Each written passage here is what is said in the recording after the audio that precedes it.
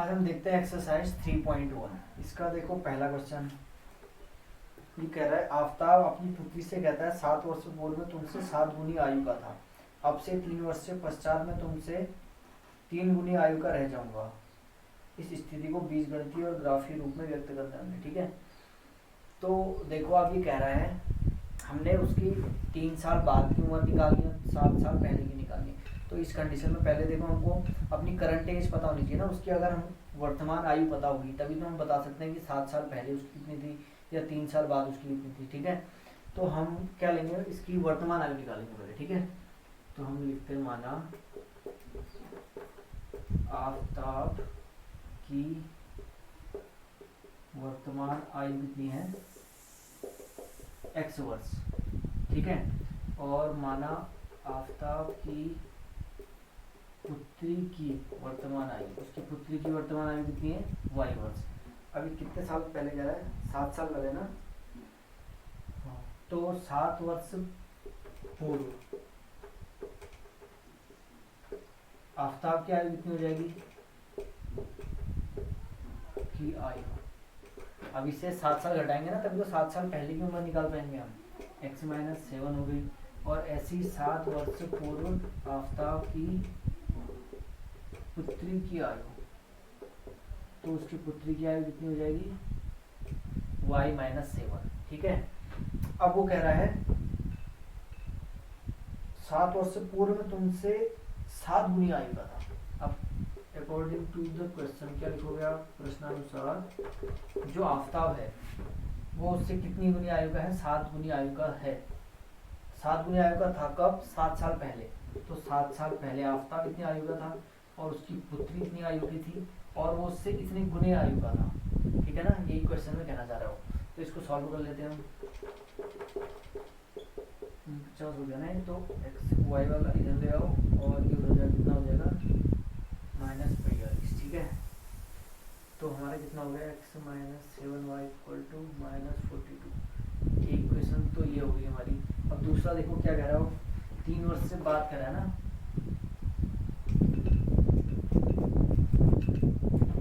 तो 3 साल बाद आफताब की आयु देखते हैं। ठीक है, तो क्या लिखेंगे इसमें, 3 वर्ष पश्चात आफताब की आयु कितनी हो जाएगी, x - 3। ठीक है ना, क्योंकि वर्तमान आयु कितनी थी, उसकी कितनी मानी थी हमने, x मानी थी। और 3 वर्ष पश्चात आफताब की पुत्री की आयु कितनी हो जाएगी, y - 3।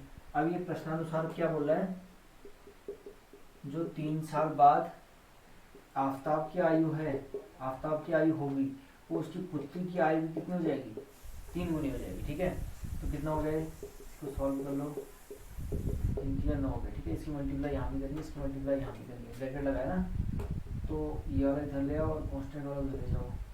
तो हमारी दो इक्वेशन कौन सी होगी, 42 और x - 3y = 6 हो गया। ठीक है ना, तो इसको मिटा लेते हैं हम पूरा। अब ये तो हमारा, हमने इसको अलजेब्रिक मेथड में हल कर लिया। ठीक है, ये हमने इसको बीजगणितीय रूप में हल कर लिया। अब हमने इसको ग्राफीय रूप में हल करना है। ठीक है,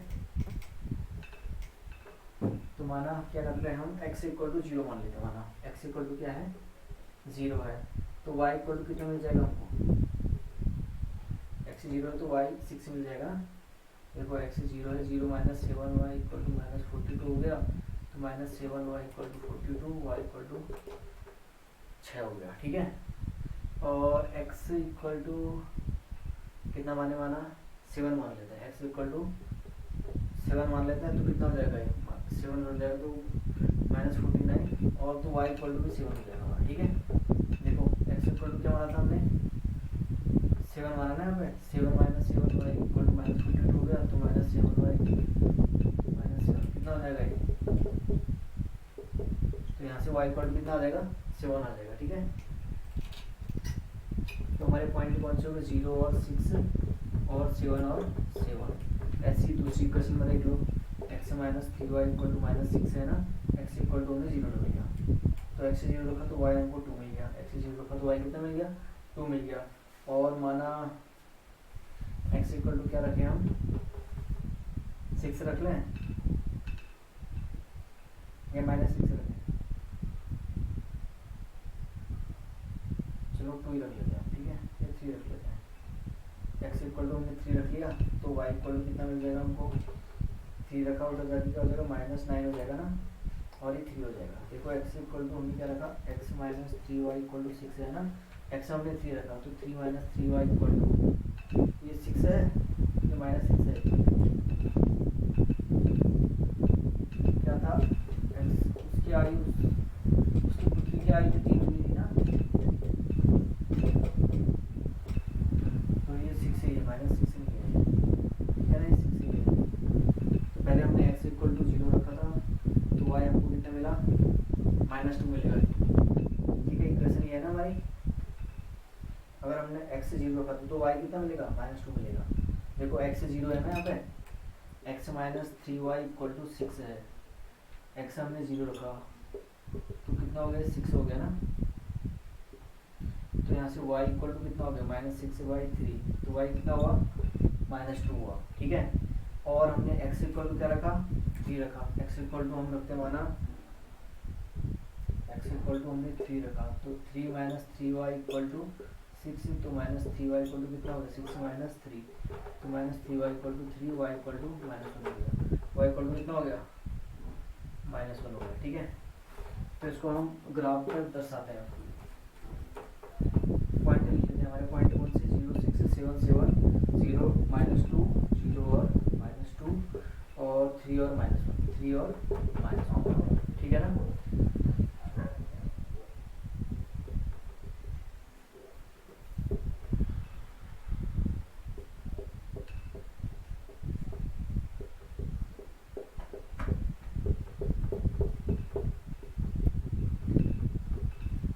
तो देखो 0 और 6, x पे 0 y पे 6, तो 0 और 6 ऊपर होगा, 1 2 3 4 5 6, 0 और 6 ये हो गया, 7 और 7 1 2 3 4 5 6 7 7 और 7 7 और 7 यहाँ कहीं होगा, 1 2 3 4 5 6 7 7 और 7, ये वाला पॉइंट हमारा कहीं हो गया, ठीक है। 0 और 6 1 2 3 4 5 6, ये हो गया 0 और 6 वाला पॉइंट, और ये हो गया हमारा 7, ठीक है, 7 और 7, ठीक है ना, 1 2 3 4 5 6 7 7 और 7, ये और ये वाला पॉइंट 0 और 6 7 और 7, तो इन दो पॉइंट को मिलाओ तो हमारा लाइन ऐसी जाएगी, ठीक है। और दूसरे पॉइंट हमारे 0 और -2, x पे 0 y पे -2, 0 और -2 ये वाला पॉइंट हो गया, y पे -2, ठीक है। दूसरा पॉइंट 3 और -1, x पे 3 y पे -1 1 2 3 और -1, तो यहाँ पे होगा, ठीक है, 3 और -1, तो हमारी लाइन कुछ ऐसे जाएगी, ठीक है ना। तो ये हमारी क्या होगी, हमने इसको किससे दर्शा दिया, ग्राफिकल मेथड से, ठीक है ना। सेकंड क्वेश्चन देखो,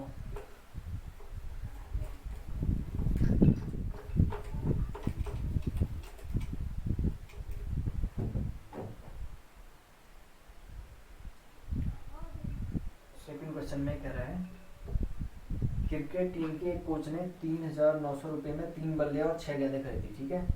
उसने एक बल्ला और उसी प्रकार 2 गेंदें 1300 में खरीदी। इसको हमने बीजगणितीय और ज्यामितीय रूप में प्रेजेंट करना है। तो माना हम लिख लेते, माना एक बल्ले का मूल्य कितना है, x रुपया, और एक गेंद का मूल्य, एक बॉल का मूल्य कितना है, y रुपया, ठीक है। तो उसने कितना खरीदी, 3 बॉल खरीदी, तो 3x हो गया। एक बॉल का मूल्य x रुपया, तो 3 बॉल का कितना हो गया, 3x हो गया ना। और 6 गेंदें खरीदी, तो एक गेंद का मूल्य y रुपया, तो 6 गेंद का मूल्य 6y हो गया। और टोटल उसने कितने रुपए दिए, 3,900।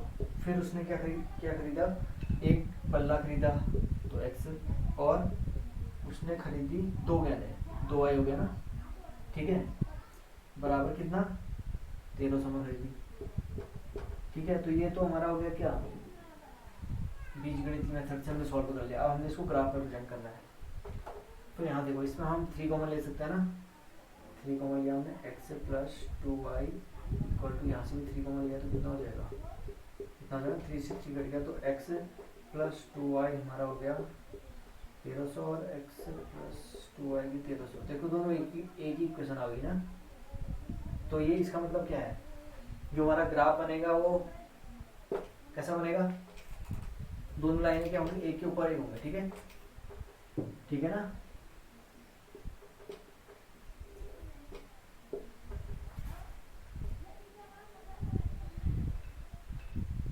x plus 2y equal to 1300। ठीक है, तो x हम क्या रख ले, माना 0 रख लेते हैं।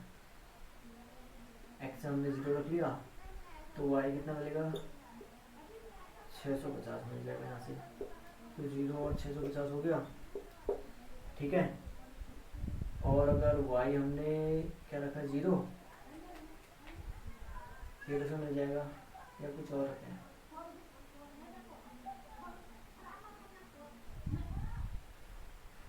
चलो y अगर हमें x से माना, चलो 0 रख लेते हैं, y इक्वल टू हमने क्या रख दिया 0, तो x इक्वल टू कितना मिल गया, 1300 मिल गया, 1300 और 0। ठीक है, अब इसको कितने के गैप में दर्शाएं,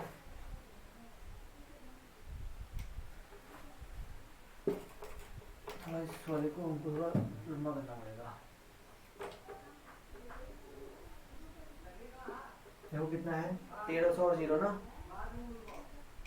कितने गैप में हम 300 गैप लेते हैं, ये 300 है माना, ये 600, ये 900, ये 1200, ये 1500। ठीक है, और यहाँ भी हमने 300 कर लिया, 300, 600, ऐसी 900, 1200। ठीक है ना, 0 और 650, एक्स पे 0, वाई पे 650, कहीं इधर कहीं आसपास होगा। ठीक है, तो ये हो गया 0 और 650 हो गया ना, ये वाला पॉइंट हमारा। दूसरा पॉइंट हो गया हमारा 1300 और 0, एक्स पे 1300 तो कहीं इधर कहीं होगा, 1300 और 0, तो इन दो पॉइंट को मिला लेना हमने। ठीक है, इस टाइप का हमारा क्या हो जाएगा, ग्राफ बन जाएगा। ठीक है ना। थर्ड क्वेश्चन देखते हैं इसका।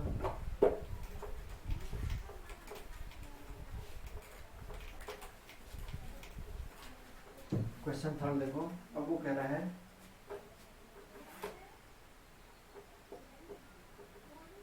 दो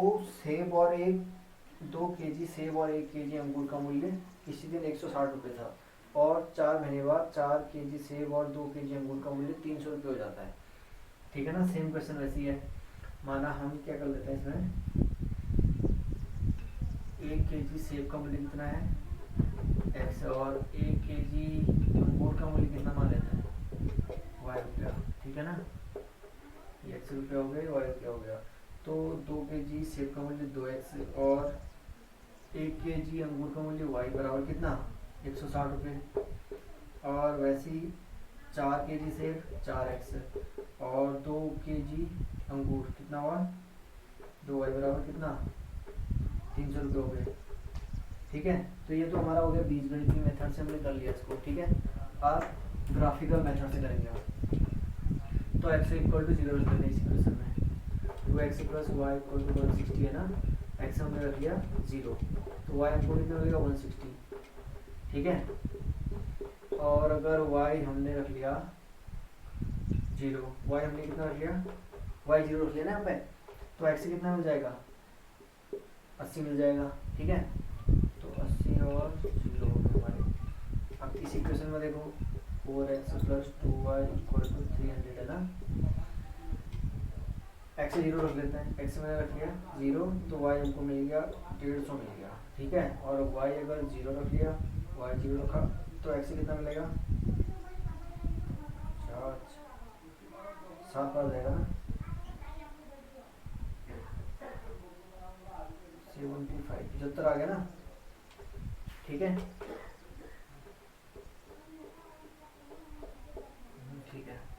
तो अब इसको हम ग्राफ पे प्रेजेंट करते हैं।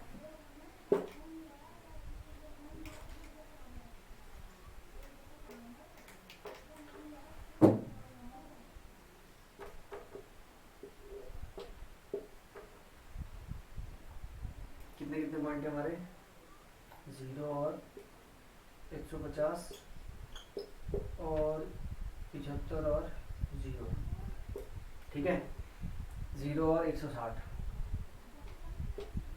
तो कितने कितने आ गए अगले हम 40 का लेते हैं।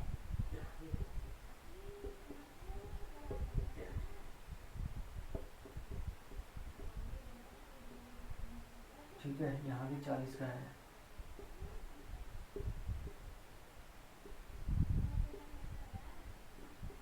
ठीक है, अब पॉइंट देखो हमारे क्या क्या है, 0 और 160 है ना, x पे 0 y पे 160, तो कहीं यहाँ पर होगा 0 और 160 वाला पॉइंट हमारा, एक पॉइंट हमारा ये मिल गया।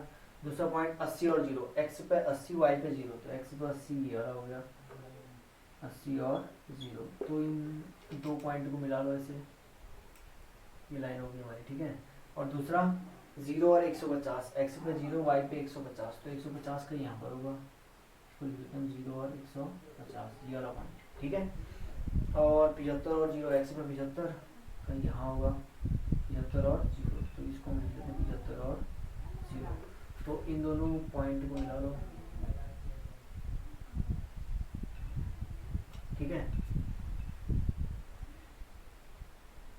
ठीक है ना। तो इस प्रकार से हमारा ग्राफ बन जाएगा। अब ग्राफ पे बनना है इसको, तो ग्राफ पे क्या होगा, इसका जो फिगर है एग्जैक्ट बनेगा, ठीक है ना। यहाँ थोड़ा डिस्टेंस कम ज़्यादा होगी, इसलिए ये दिक्कत हो रही है, ठीक है ना।